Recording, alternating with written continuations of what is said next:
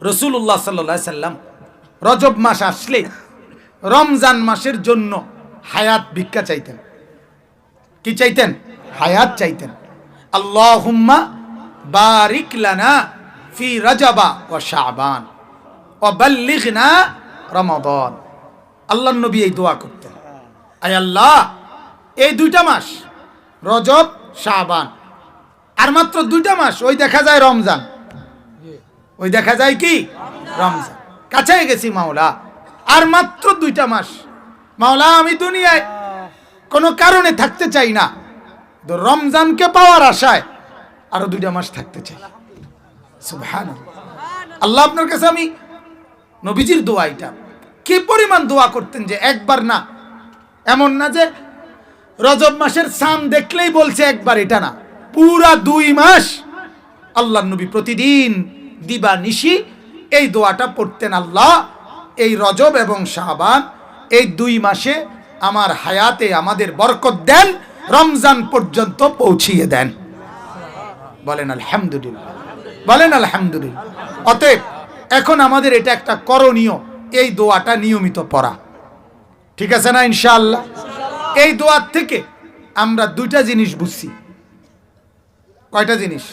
1 number, ইবাদতের জন্য, রহমত মাগফিরাতের জন্য, আখিরাতের পুঁজির জন্য দুনিয়ায় কেউ আরো কিছুদিন হায়াত বেঁচে থাকার তৌফিক আল্লাহর কাছে চাইতে পারে। এই যে নবী চাইছেন বেঁচে থাকার জন্য আরো 2 মাস চাইছে না কেন? কিসের আশায়? রমজানের রহমত, রমজানের মাগফিরাত, এটার আশায়, ঠিক কি না বলেন? তাহলে বোঝা গেল ইবাদতের নিয়তে, আখিরাতের আশায়, আল্লাহর রহমত মাগফিরাত আরো পাওয়ার আশায় দুনিয়ায় বেঁচে থাকার জন্য দোয়া করা কি আছে? জায়েজ আছে। তাহলে এখন আমাদের উচিত, আমরা যদি বেঁচেই থাকতে চাই দুনিয়ায় জওয়ান বুড়ো, তো আল্লাহর বন্দেগীর জন্য, সেজদার জন্য, আরো কিছু নেকির জন্য হায়াত চাওয়া দরকার। কিন্তু দুর্ভাগ্য আমাদের, আমরা ওই জন্য হায়াত চাই না, বরং দুনিয়ার কিছু জরুরত এখনো আমাদের বাকি আছে, এটার জন্যই আমরা অহরহ বেঁচে থাকতে চাই।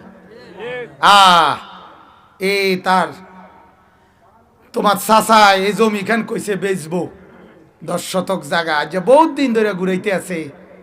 হ্যাঁ, একবার কয় বেচবো, আবার কয় বেচতো না, এ আজ্ঞায় ফিচ্ছায় লোকাল বাসের মতো। যদি জমিটা বেচ চালাইতো, কিনা লাইতাম, বাড়িটা মিলাই লাইতাম, আমার জিফুত গুলা সুন্দরে থাকতো, এরপরে আর মরলেও আর কোনো দুঃখ আসিল না। বড় বাচ্চার বেঁচে থাকার জন্য অপেক্ষা করতেছে শুধু এই 10 শতক জমি, ঠিক কিনা কোনো কথা? এবার আর বেঁচে থাকার তামান্না কি? এই 10 শতক জমি, এই জায়গা। আহারে আল্লাহ, কোন রকমে যদি কষ্ট মষ্ট করিয়া ছোট মাইয়া ঘরে যদি বিয়ে দিয়ে যাইতে পারি, আরে এই ফোলাগা বিদেশ ফাটাই দিতে পারি, এরপরে আমার আর বাঁচলো ইচ্ছা, না বাঁচলো ইচ্ছা, খোদায় জেনে রাহে, মাটিতে রাহুক বা চোখের তলে রাহুক। কথা বুঝছেন না? আবার আর ইচ্ছা হইল ছোট মাইয়াগা বিয়া আর এই ফোলাগা বিদেশ, এই 2খানের লাগিয়ে আবার মরতে আসে না, মরে গেল হইলে। তাহলে এই বেঁচে থাকা কি জন্য? কথা বলেন না কেন? আমার এক পরিচিত জন, ওনার বাবা একেবারে বয়স্ক মুরব্বী, মুমূর্ষ, উনি ওনার ছেলের জন্য জানটা দিয়া মেয়ে খুঁজতে আছে। আমি বললাম, আরে এরম শুরু করছেন কা? মানে খুঁজেন, কিন্তু এরম পাগল হয়ে গেলেন কা? মেয়ে কইেন না ভাই, মূল বিষয় হলো তার দাদা, মানে ওই ফোলার দাদা, এবার বাপ, তার দাদা একবারে বিছনায় শয্যাশায়ী, প্রায় একটু পর পরে হুঁশ আইলই, আরে নাতিগার বউ সাইয়া যাইতাম না।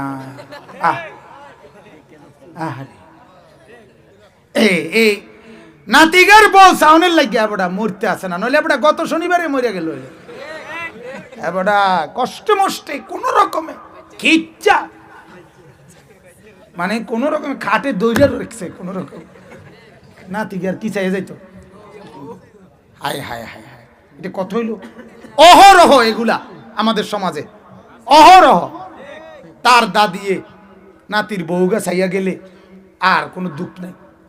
দাদায় নাতিনকে বিয়ে দিতে আর কোনো দুঃখ নাই। আমি বললাম আমার মনে হয় উনি এটা শুনছে ওই দাদায় যে কবরে গেলে মুনকার নাকির ফেরেশতা প্রথম প্রশ্ন করবে, কবরের প্রথম সুয়াল আমনের নাতির বোন নাম কি, আর দ্বিতীয় প্রশ্ন দেখতে শুনতে কেমন। এবার যদি এই দোনোটা নাম ঠিকানা লইয়া যাইতো না পারে, তাই তো ফেরেশতা জিঙ্গেলে কি বলবো কোন? নাহলে এই দুঃখের কথা, নাহলে আপনি বলেন বিচারে কয় এটি কথা হইল? এগুলো কি কোনো কারণ হইতে পারে? তাহলে আমরা বাড়ির কাম শেষ করা, জমি কিনা, ছেলের জন্য মেয়ের জন্য না বাজান, বরং আল্লাহ আরেকটা দিন যদি হায়াত পাই তো আপনার আরেকটা সেজদা দেব, আরেকটা গোলামি করব, আপনার বন্দেগী আরেকটু করব, এই আশায় আল্লাহর কাছে দুনিয়ার হায়াত চাওয়া যায়। নবীজি এটা বুঝাইছেন, ঠিক কিনা বলেন না? তাহলে বেঁচে থাকতে হইলে বেঁচে থাকার স্বপ্ন, বেঁচে থাকার আশা বন্দেগীর জন্য। কিসের জন্য? আবার বলেন কিসের জন্য? জিন্দিগি বন্দেগীর জন্য। জিন্দিগি কিসের জন্য? সে জীবন জীবন না যে জীবনে বন্দেগী নাই, ওই কপাল কপাল না যে কপালে সেজদা নাই, ওই চোখ চোখ না যে চোখ আল্লাহর ভয়ে কাঁদে না, ওই জিহ্বা জিহ্বা না যে জিহ্বা আল্লাহর জিকির করে না, ওই কান কান না যেই কান আল্লাহর ডাক শুনে না, আল্লাহর কোরআন শুনে না, ওই দিল দিল না যেই দিলে আল্লাহ এবং তার রসুলের মহব্বত জায়গা পায় না। আল্লাহ কোরআনে বলছে, যেই জবান আমার কথা বলে না, যেই কান আমার কথা শুনে না, যেই দিমাগ আমার কথা ভাবে না, বলে না, শুনে না, ভাবে না। কন্ত কি কইছি? বলে না, শুনে না, ভাবে না। আবার কন্ত কি বলে না? আল্লাহর কথা বলেন না, কি বলে না, কি ভাবে না, কি শুনে না। আল্লাহ বলেন কোরআনের আয়াত, ওই লোকটি হলো সর্বনিকৃষ্ট জানোয়ার, জানোয়ার, জানোয়ার। কোরআনের আয়াত, ইন্না শাররাদ দাওয়াব, শাররাদ দাওয়াব, সর্বনিকৃষ্ট জানোয়ার ওই লোক যার জবানে আমার নাম নাই, যার কানে আমার কথা শুনে না, যার দিমাগ আমার কথা ভাবে না। তাইলে ওই যে আমি যে বললাম প্রথমে একটা কথা, আপনার যেই ছেলেটা সেজদা ছাড়া ঘুম থেকে উঠে, সেই ছেলেটা মানুষ উঠে না জানোয়ার উঠে? জানোয়ারের তেবালা। চাচা বলতেছে হ্যাঁ ঠিকই তো। হাদিসের মধ্যে আছে চতুষ্পদ জন্তু জানোয়ার বেনামাজির থেকে মুখ লুকায়, আল্লাহর কাছে ফরিয়াদ করে, আল্লাহ এমন দুশ্মন আমার চোখে তাতে না পড়ে। তাইলে শেষ, এটা একটা বুঝলেন। আমরা এই দোয়ার মাধ্যমে এটাই বুঝলাম, আমরা দুনিয়াতে যদি আরো কিছুদিন বাঁচতে চাই, কিসের জন্য? আল্লাহর জন্য, বন্দেগীর জন্য, ইবাদতের জন্য।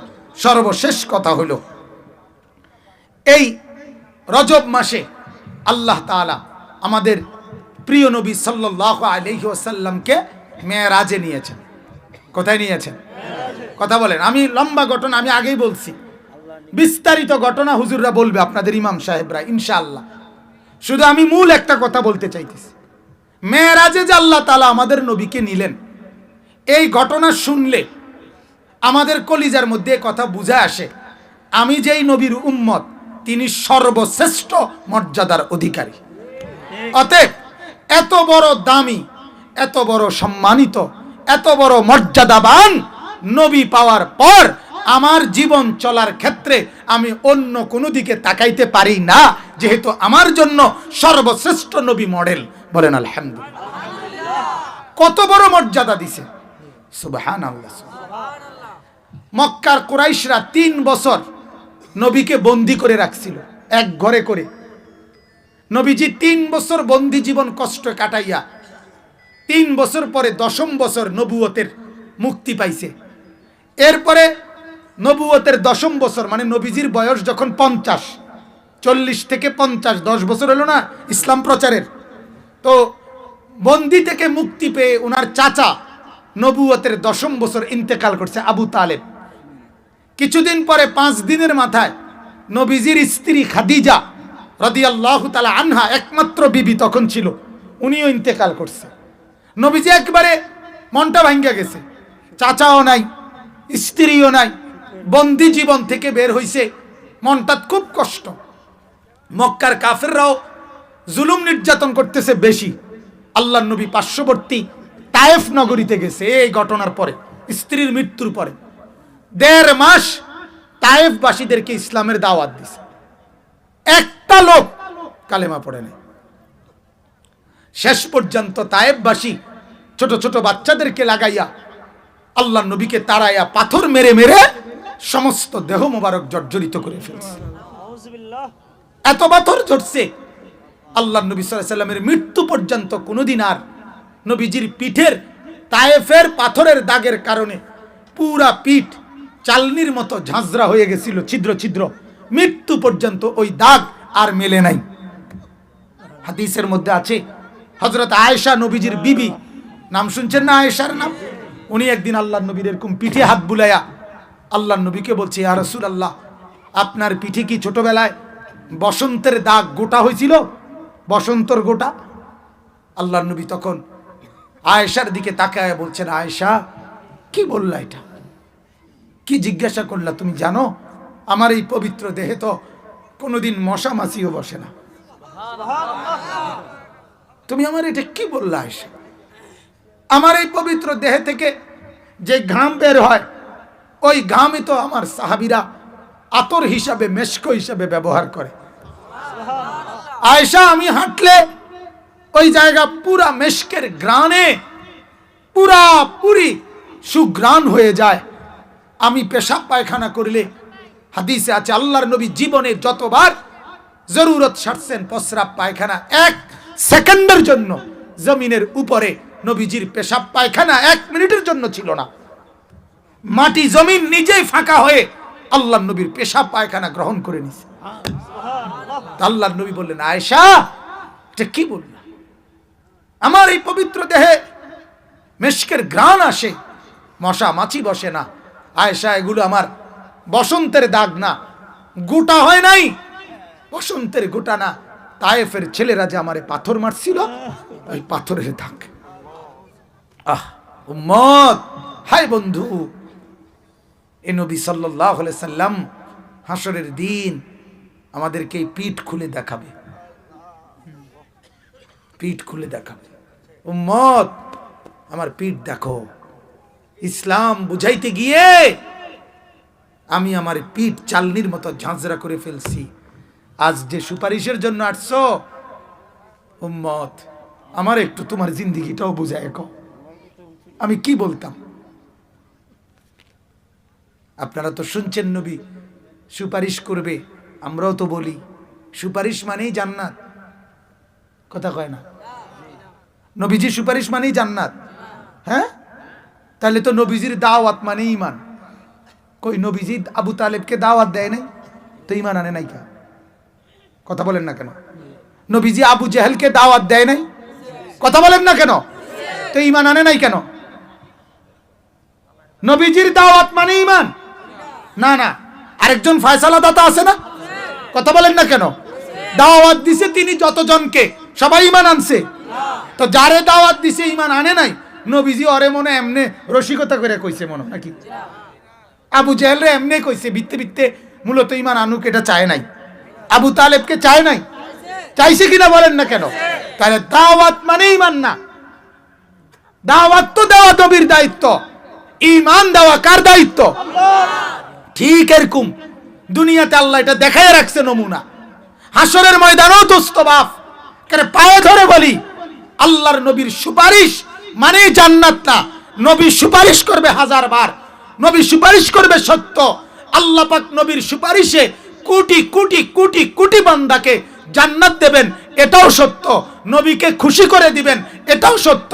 কিন্তু আপনাকে যে জান্নাত দিবেন এর কোনো নিশ্চয়তা নাই, আমারে যে দিব এটার কোনো কি নাই। তাহলে সুপারিশ মানেই কি না? আরে কথা কয় না? ফয়সালা কার?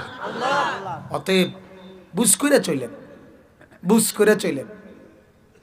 আপনি আপনার গুনার নাফরমানির মধ্যে ডুবা, আর নবী সুপারিশ করবে, আপনি জান্নাতে চলে যাবেন।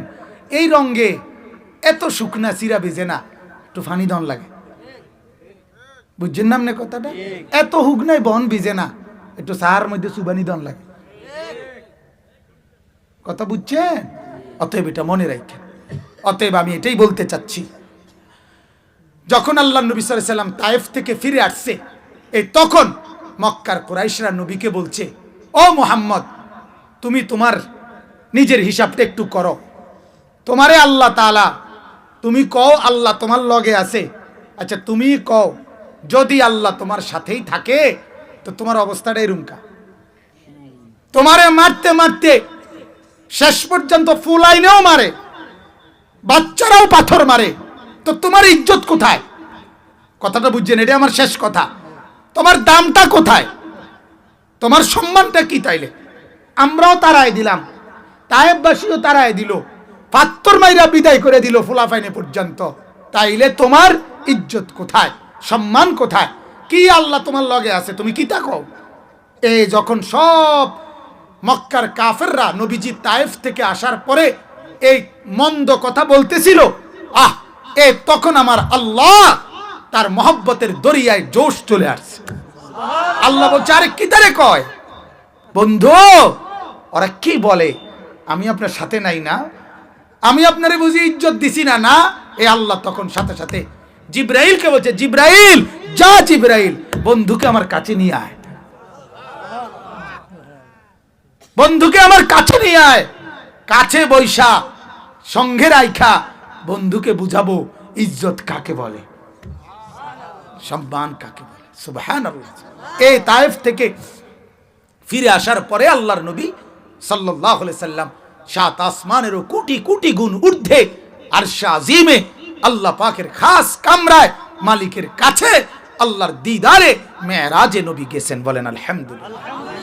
আল্লাহ তাআলা বুঝাইছে নবীকে, বুজুর্গানি দিন বলে আল্লাহ নবীকে বুঝাইছে বন্ধু। একটা মজার কথা আছে, এটা শুনেন। নবীজি যখন জন্ম নিছে মা আমেনার কোলে প্রথম দিন কিংবা দ্বিতীয় দিন, তাফসীরের মধ্যে আছে নবীজিকে তখন আল্লাহ পাক ফেরেশতাদেরকে দিয়া ফেরেশতা করে বলছে, আল্লাহ আমার বন্ধুকে আমেনার কোল থেকে নিয়ে আসো, উঠে আনো। আনার পরে ফেরেশতা করে বলছে, আমার এই দোস্ত, এটা আমার বন্ধু, আমার গোটা কায়নাত সৃষ্টি জগৎ ঘুরায়া ঘুরায়া সবাইকে দেখাও বন্ধু আমি কেমন বানাইলাম। আল্লাহ যেন বলছে ফেরেশতাদেরকে, যা ফেরেশতারা দেখা, ফাতুফু বিহি মাশারিকাল আরদি ওয়া মাগারিবাহা, আসমান আর জমিন আমার সৃষ্টিকে দেখাও, ও আকাশ দেখো আল্লাহর বন্ধু কেমন হয়। ছোট বাচ্চাকে মানুষ, ও চাচা আইছে, জ্যাঠা আইছে, নানা আইছে, হে বাড়ির মুরব্বী আইছে, কোলের বাচ্চারা দেখায় না? আল্লাহ বলে বন্ধুকে কায়নাত দেখাও, পুরা সৃষ্টি জগৎকে দেখাও, তাদেরকে বলো তোমরা দেখো আমার মাওলার বন্ধু কেমন। এ আল্লাহ তাআলা মেরাজের দিন রাতে আল্লাহ তাআলা আরশে আজিমের উপরে, একেবারে উপরে যেখানে নবীকে নিছেন, এর উপরে শুধু আল্লাহ, এর উপরে শুধু কে? আল্লাহ। আর পুরা সৃষ্টি জগৎ নবীজির কদম মোবারকের নিচে, সব নিচে। এ তখন আল্লাহ বলছে, বন্ধু আপনি জানেন যখন আপনি কোলে ছিলেন তখন আপনারে ফেরেশতার কোলে দিয়া গোটা সৃষ্টি জগৎকে বলছি তোমরা আমার বন্ধুকে দেখো। এখন আপনাকে আমি আরশে আজিমের উপরে আইনা আপনাকে এবার বলি, বন্ধু আপনি এবার গোটা জগৎ দেখেন। বুঝেন নাই কথা? ওই সময় জগৎরে বলছি তোমরা দেখো, এখন আপনাকে বলি আপনি গোটা জগৎ দেখেন। দেখেন আমি আসমান কেমন বানাইছি, দেখুন আমি জমি কেমন বানাইছি, আমার সৃষ্টি আপনি দেখেন। দেখলেই টের পাইবেন যে আমি যে দূরের রব, আপনি ও দূরের রহমত, ও দূরের নবী। ওই আঙ্গাল কাঙ্গাল আবু জাহেল ডাকাইতে কয় আমনের মর্যাদা নাই, তার এসব মর্যাদা লেগে নি বইয়ে রয়েছে। হ্যাঁ, তোরার মতো চোর ডাকাইতে কি কস না কস, কথা বোঝেন নাই আমনে? তোরার মর্যাদা লেগে নি বইয়ে রয়েছি আমরা বেটা। অর্থাৎ আল্লাহর নবীকে আল্লাহ বললেন, বন্ধু দেখেন না গোটা কায়নাত আপনার জন্য। সুবহানাল্লাহ, বলেন আলহামদুলিল্লাহ, বলেন আলহামদুলিল্লাহ। এত বড় শ্রেষ্ঠতম নবীকে পেয়ে আমরা এটাই বুঝলাম যে আমাদের নবী সাল্লাল্লাহু আলাইহি ওয়াসাল্লাম শ্রেষ্ঠতম নবী, ঠিক কিনা বলেন? সর্বশ্রেষ্ঠ মর্যাদার অধিকারী। অতএব এমন নবীকে ভালোবাসবেন না তো কাকে ভালোবাসবেন? এমন নবীকে ইজ্জত করবেন না তো কাকে করবেন? এমন বন্ধুকে সম্মান করবেন না তো কাকে করবেন?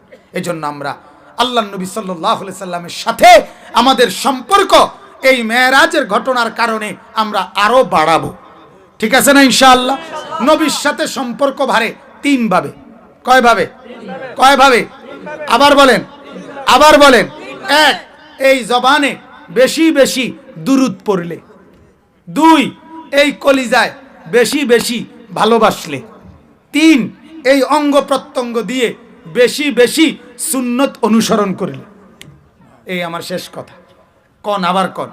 নবীর সাথে সম্পর্ক বাড়ে কয় ভাবে? এক, এই জবানে বেশি বেশি দুরূদ। দুই, কলিজায় বেশি বেশি ভালোবাসলে। তিন, অঙ্গ প্রত্যঙ্গ দিয়ে বেশি বেশি অনুসরণ করিলে, ইত্তেবা করিলে, সুন্নত মানলে। এই তিনটা মিললে নবীর সাথে মহব্বত, তিনটা মিললে নবীর সাথে সম্পর্ক। তিনটা একত্র করতে হবে, জবানে দুরুদ, কলিজায় মহব্বত, অঙ্গ প্রত্যঙ্গে অনুসরণ। হ্যাঁ, তিনটা মিলাইয়া ভালোবাসার প্রমাণ দেখাবেন, নাইলে কিন্তু টিকতেন না। কইলাম আর নাইতে এবার আমনে আমনের বুঝে ভাত খান, বন খান, চা খান, বেলা বিস্কুট খান, যেটা মনে কইটা করেন, আমার কোনো মানা নাই। বাকি আমি যে এদ্দুর বুঝছি বাবুরে, আমার ছোট বুঝে আমি এদ্দুর বলছি। আমি বুঝি আল্লাহর কোরআন রসুলের হাদিস পড়ে আমরা এটা বুঝছি। নবীর সাথে সম্পর্ক হবে কয়ভাবে বলেন? এই জবানে দুরুদ, কলিজায় মহাব্বত, অঙ্গ প্রত্যঙ্গে অনুসরণ। আল্লাহ তাআলা আজকের এই ভরপুর মজমা, আমি আসলে আমার যাওয়া দরকার, আমার বারবার ফোন দিচ্ছে, কিন্তু শুধু আপনাদের এই ব্যাপক উপস্থিতির মহব্বতে লম্বা সময় কথা বললাম। এতক্ষণ বলার ইচ্ছে ছিল না, এরপরেও বললাম। আল্লাহ তাআলা বলাইছেন, আল্লাহই তৌফিক দান করেছেন। আমি আপনাদেরকে মহব্বত করি, আপনারাও আমাদেরকে মহব্বত করবেন আল্লাহর জন্য। ঠিক আছে ইনশাআল্লাহ?